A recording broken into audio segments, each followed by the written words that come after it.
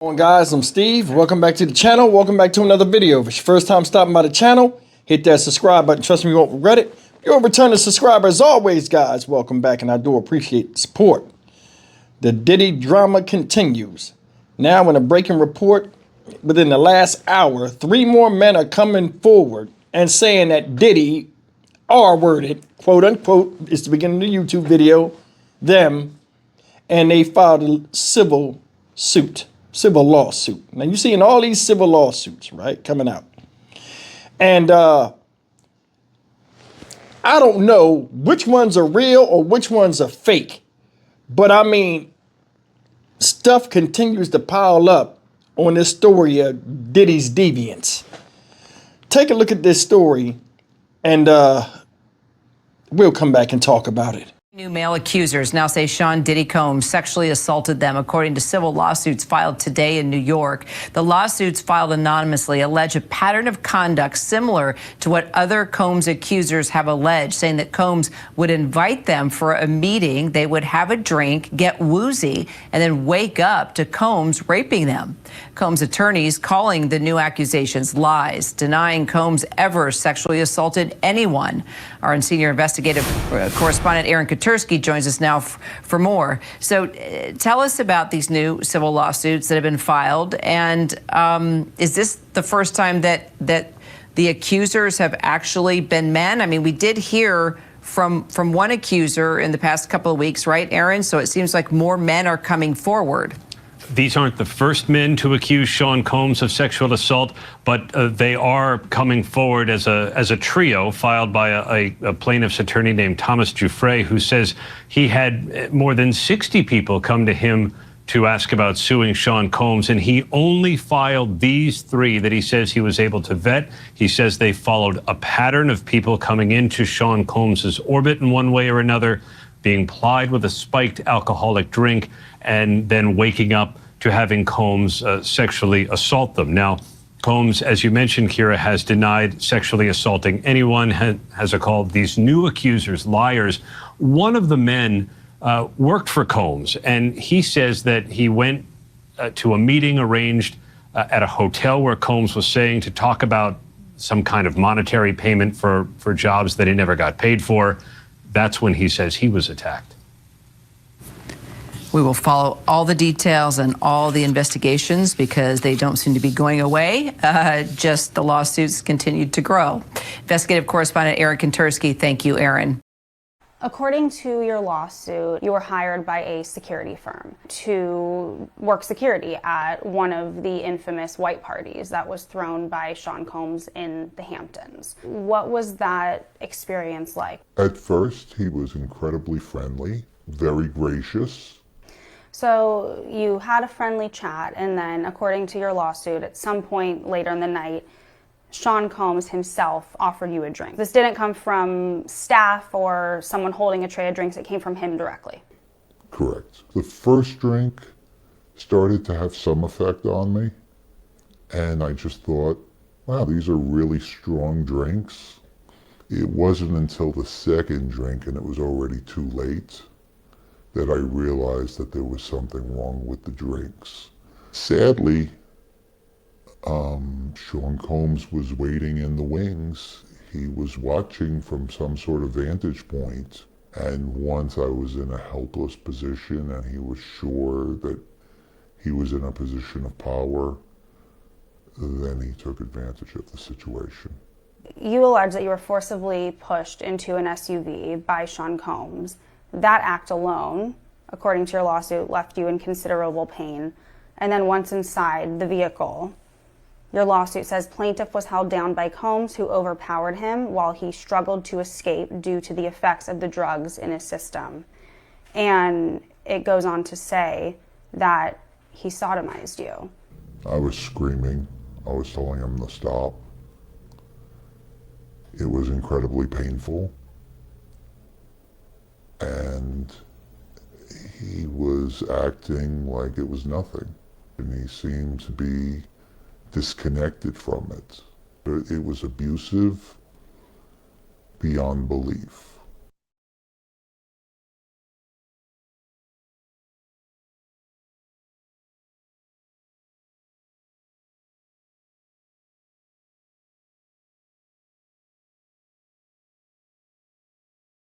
All right, CNN's Elizabeth Wagmeister, who's been doing really amazing reporting on this subject, is here with your exclusive. What was it like to sit down with this man?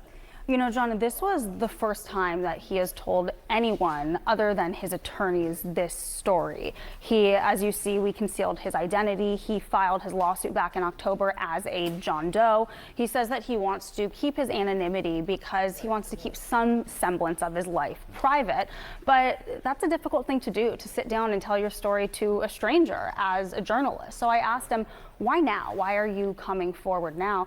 And he said that he did not know that there were other accusers of Sean Combs out there. He only found out from seeing news reports. And there was one report he saw that there is somebody who alleged that they were 9 years old when they say that they were abused by Sean Combs. And this John Doe that I sat down with, he said, if a 9-year-old could do it, then I could do it. And it made him feel like he wished that he spoke out before because he could have prevented children from allegedly being abused.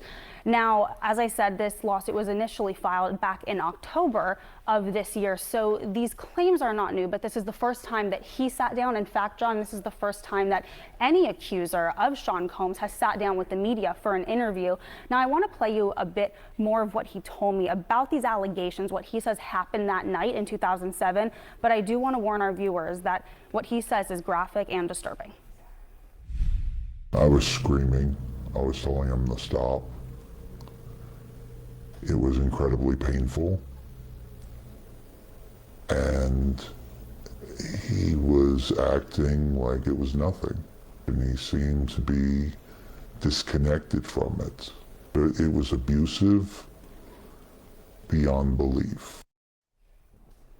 Now, he says that not a day has gone by where he hasn't thought about this. He said that when something like this happens to you, which is, of course, his allegation that he was drugged and sodomized by Sean Combs back in 2007, he says that it impacts every part of your life. He says that he has not been able to carry on with relationships.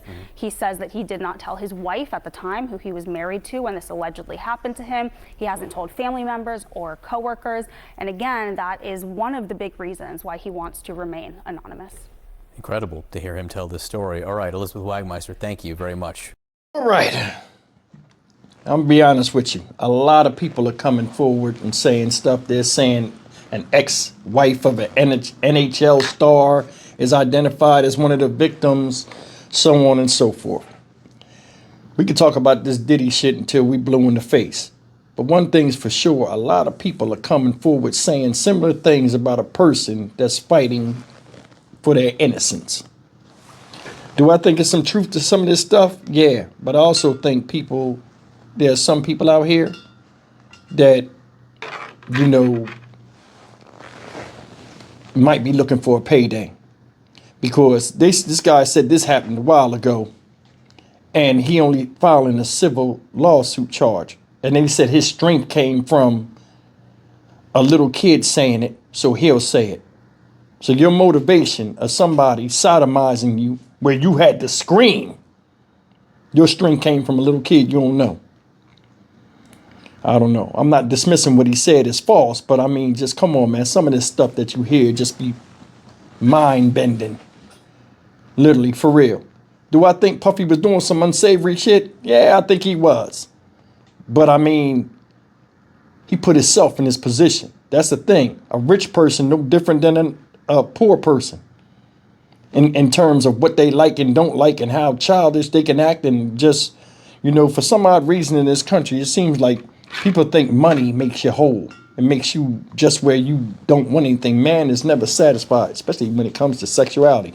You can have a beautiful woman, beautiful family. The woman give it to you anytime you want, but you still want something else. That's how it is a lot of times with a lot of people. And you have people that wait on them hand and foot and look at them with starry eyes because they're in a position they would like to be, you know, regardless of being a celebrity. And they treat people that they think that are less than at their own disposal. I think part of that is the reason why he's caught up in this mess right now. But more people have come forward. Like I told you, you'll be shocked at who comes out and whose name is in there. But I'm going to tell you something. A lot of people don't want their name said, not because they did something crazy along the lines of aiding Diddy and some of his stuff, but because the stuff happened to them. And I'm gonna tell you, this is a federal case. The names of all these people that are already known, but they're not known to the public. And I guarantee you right now, you know, this is going to take a while for this trial to start, because they're going to start going and grabbing people to be be witnesses for the prosecution. And they're going to tell them, yo, we know what happened at the party. We know this and that. Yeah, you a celebrity and stuff. You got two options. Either you talk about it and come out, you know, where you're a victim of it, and we got to say your name and all of that type of stuff, and you just live with it, or, you know what I'm saying, you could be in trouble as well.